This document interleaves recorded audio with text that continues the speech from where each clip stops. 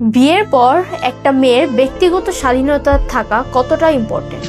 আমার কাছে মেয়ে বা ছেলে না, ব্যক্তিগত স্বাধীনতা আমি মনে করি যে আমার ফোনে কোনো পাসওয়ার্ড নেই। তুমি দেখো আমার ফোন আমার কাছেও থাকে না স্নেহা, ঘুরে বাইরে দিক ওদিক। আমার ফোনে আমার কোনো ব্যক্তিগত পাসওয়ার্ড নেই, এবং আমার পাসওয়ার্ড আমার মেয়ে থেকে শুরু করে আমার কাজের লোক পর্যন্ত সবাই জানে। বিকজ আমি মনে করি দূরত্ব, স্পেস, এই শব্দগুলো সম্পর্ককে নষ্ট করে Sneha. Sorry for my language, অনেকে মানবে না। আমার ওয়াইফের পাসওয়ার্ড আমি জানি, দেখবো কি দেখবো না that is my choice, but আমার জানতে হবে ফর এনিথিং, যে কোনো রিজনের জন্য। ও আজকে অ্যাক্সিডেন্ট করলো, ওর হলো না, অনেক কিছু হইতে পারে না ভাই। তুমি আমার কাছে পরিচ্ছন্ন, তোমার লুকোনোর কিছু নেই।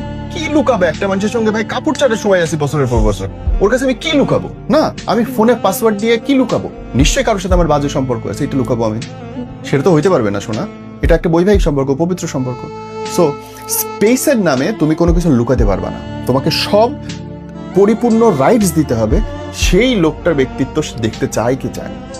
বাট আমি বউদের অলওয়েজ বলি, হাজবেন্ডের ফোন মাসে একবার চেক করা ফরজে কিফায়া।